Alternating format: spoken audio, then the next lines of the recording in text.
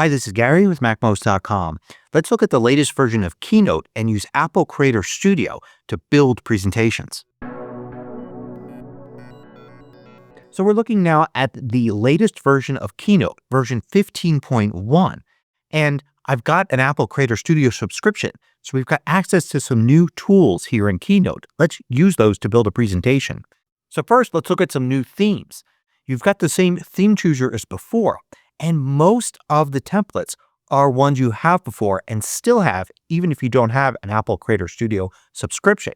But there are some new ones under Premium. If you select Premium here on the left, you can see only the Premium ones. If you look at all themes, you'll notice this little icon here at the top right corner for the Premium ones, but all the rest don't have that, and you can access them regardless. Let's use a Premium theme here. I'm going to go to Education here, and let's use this University Classic one. So I've got my new Keynote document here, and I can just create it as before. But a new feature is the ability to generate slides using AI. You've got the tool for that right here in the toolbar, Generate Slides from Text. You can also go to Slide and generate slides from text. So let's use that here. It will bring up this dialog with two text fields. So you have to work with this to figure out what information it really wants. For instance, here, I've got a quick little one-sentence overview and then a description of what I want.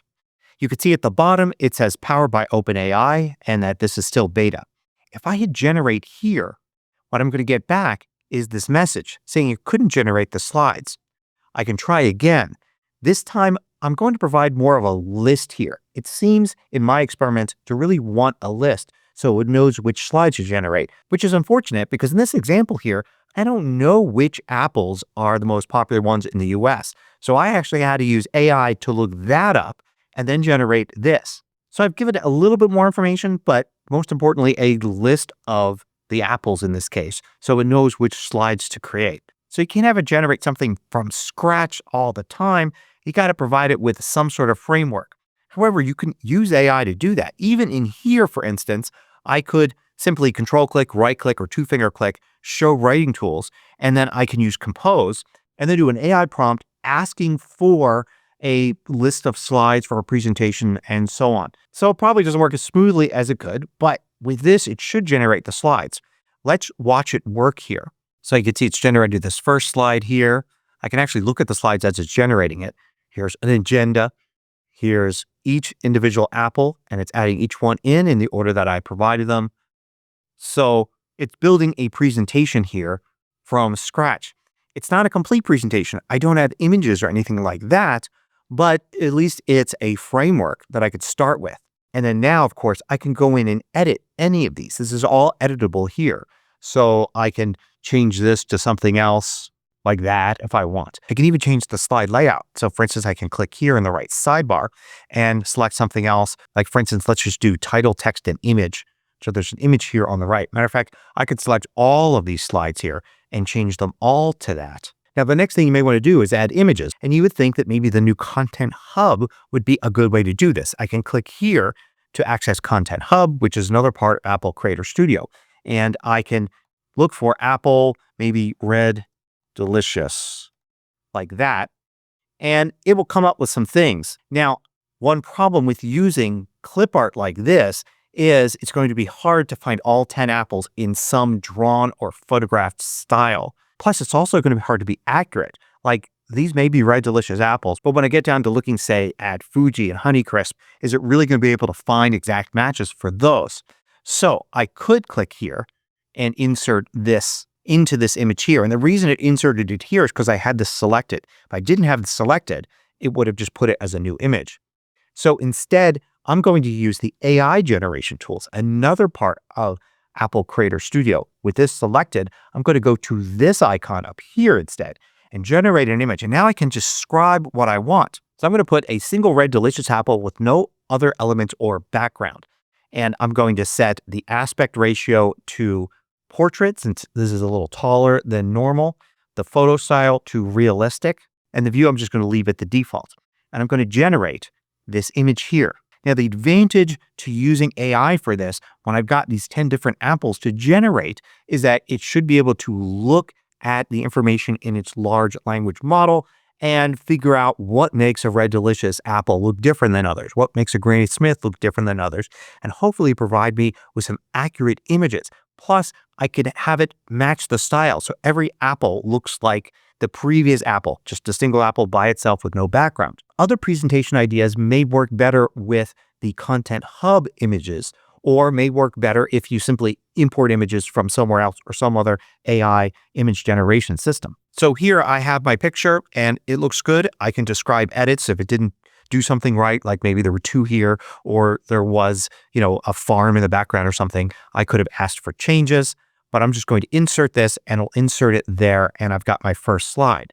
So the great thing is now I could go here and I can go to generate the image and I could type the same thing except substitute Gala instead of Red Delicious and get an apple that matches that, but it's the same style. So I've done it for the first 5 slides here.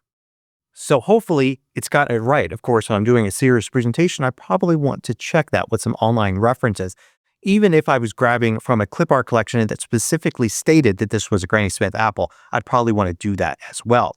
If you find these videos valuable, consider joining the more than 3,000 others that support MACMOST through Patreon.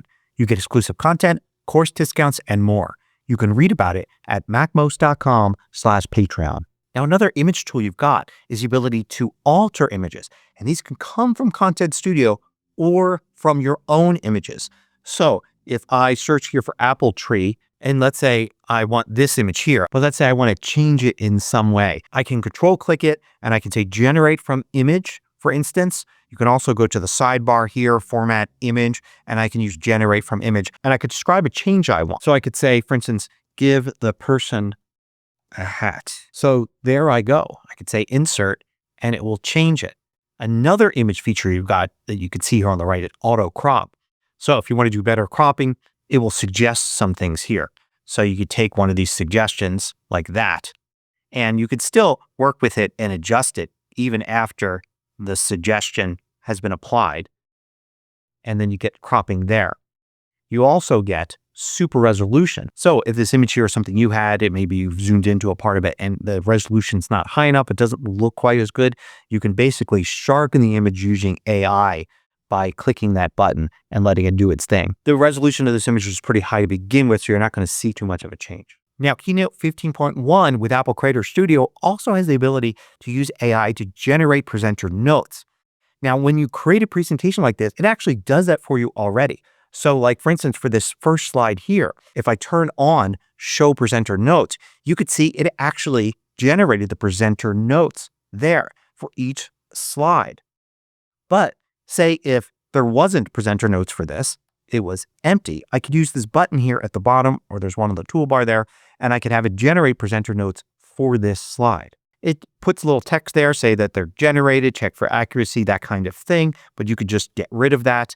And then it gives you these notes here. A lot of times they're just repeating what's on the slide, which I don't think is helpful, but then it does sometimes give a little bit more information. This is especially useful if you're creating the presentation and you don't know much about the subject yourself, so you can kind of learn from the notes here.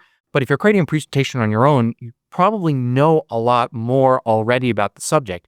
That's why you're presenting on it. So then having the note generated for you doesn't quite make sense, although it could make sense if you're creating the presentation, but somebody else has to deliver it. Now, another AI feature that you get with Apple Creator Studio is the cleanup feature. So you've got the button for it right here, fix styling and formatting on this slide. So like if you start with something like this and maybe you accidentally have moved things around a little bit like that, you can click here and it will clean it up. However, it doesn't work like you think it might. For instance, I intentionally created this diagram here with different size boxes, different fonts in them. Nothing is aligning with anything else. And if I say clean it up, it says no fixes at this time. Here's one that's a little more intentional. I had these all nicely lined up, but I misaligned them now. And it also says no fixes at this time. But anytime you're actually using a slide template, it seems like it will just snap everything back to the template. I haven't gotten it to work or do anything else really. I guess if you're kind of sloppy when taking a template and then changing things, that maybe this will help. Now, for all the stuff that I showed that was actually generating images or changes to images, of course, that's using OpenAI servers to do so. And when you're using somebody else's service, usually there are limitations. And in this case, if you look at Apple's support document here, you see under intelligence features, there are usage limits. They're not strictly defined. So it says here at minimum per month, you can generate 50 images, generate 50 presentations, generate presenter notes for 700 slides.